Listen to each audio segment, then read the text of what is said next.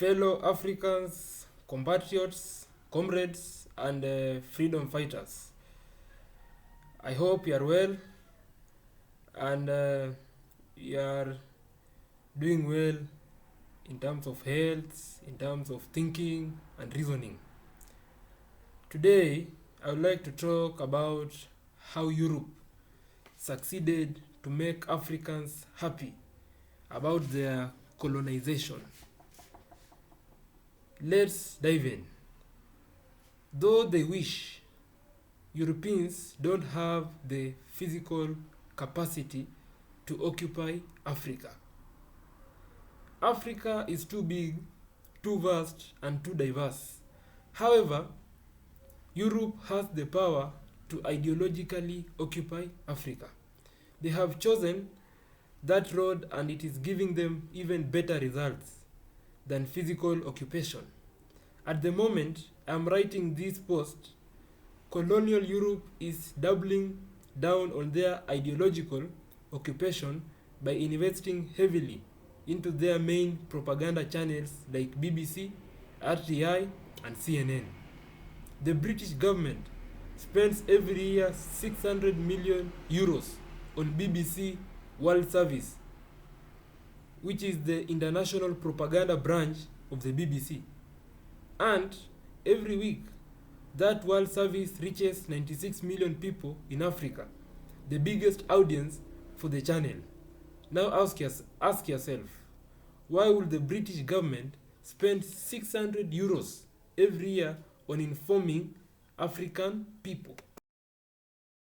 As Carter J. Woodson put it, and I quote, "If you can control a man's thinking, you do not have to worry about his action.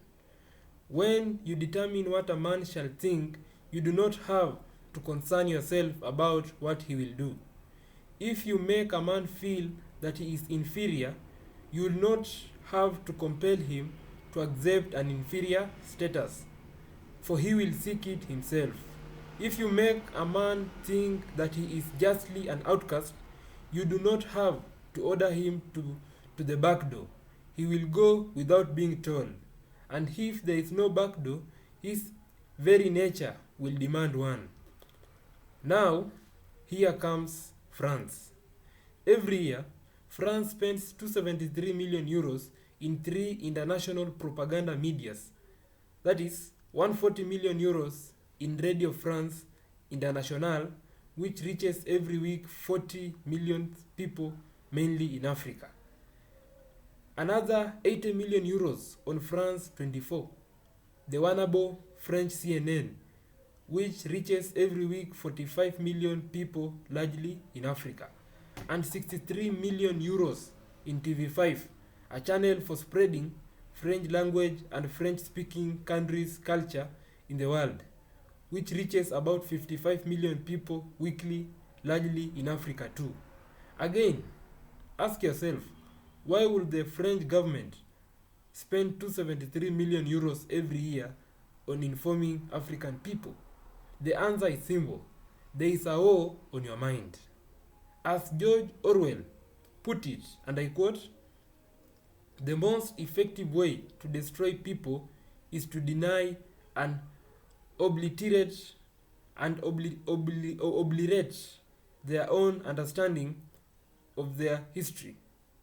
And those medias, in disguise of informing and entertaining African people, have only one agenda, that is, corrupt our understanding of ourselves, our reality, and the world, by implanting in our young people mind ideas and concepts that ultimately lead us to believe in whatever will follow up in period of political or economic crisis. The logic behind the massive media domination in Africa by this Western power is to prepare the Africans for a subservient role in this world. It is a process of dehumanization, like Steve Biko put it some time ago, and I quote, that the most powerful weapon in the hands of the oppressor is the mind of the oppressed. From Genghis Khan to Hitler, They know that once you have won the propaganda war, it is easier to conquer any nation. Henry Bale said, and I quote, "The shepherd always tries to persuade the sheep that their interest and his own are the same." End of quote. Africa elite now gets 100% of the information from Europeans. If something happens in Nairobi, Lagos, or Accra, they will get the news from CNN or BBC. We become, as B.W. Powell puts it, and I quote, "We become slaves the moment we hand the keys to the definition of reality entirely over to someone else, whether it is a business, an economic theory, a political party, the White House, News World, or CNN. Africa's government should take strong actions to restrict the broadcasting of foreign propaganda in their territory. Africa intellectuals should get out of their comfort zone and join the front line of offensive intellectual independence. Any country which doesn't print its own dictionary is a colonized one. It's a colonized one, or will be soon colonized. I tend to believe that he who defines rules. Words are as Marimba Ann put it, and I quote, "Words are the building blocks of reality.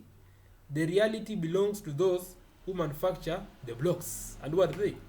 They are the Europeans and the people from West who are manufacturing these blocks and misinforming the people of Africa. Put it, your culture is your immune. As Marimba Ann also said that your culture is your immune system. And I agree with that. Once it's taken away from you, you become defenseless and vulnerable. That's the reason why the enemies of Africa are investing so much in mind control and alienating media in Africa. Either you agree or disagree, that is the uncomfortable truth. Many of our people, and when I'm saying people, I particularly refer to journalists, our journalists are in the position with the oppressors of killing our continent just because of money, by painting our continent evil, by showing only mystery pictures about the disasters happening in Africa, droughts, and only bad things about Africa, which is really unfortunate. We must learn to write our own story, even if it is bad, and how it should be portrayed in public. Truth is the truth, even if nobody believes it. So, fellow Africans, I challenge you, let us rise up, let us come out of our comfort zone, let us reason, let us think, and let us liberate our mind and the entire continent of Africa from the shackles of oppression being embossed by the West. Thank you so much. Viva. Have a nice day. Let's meet next time. Thank you.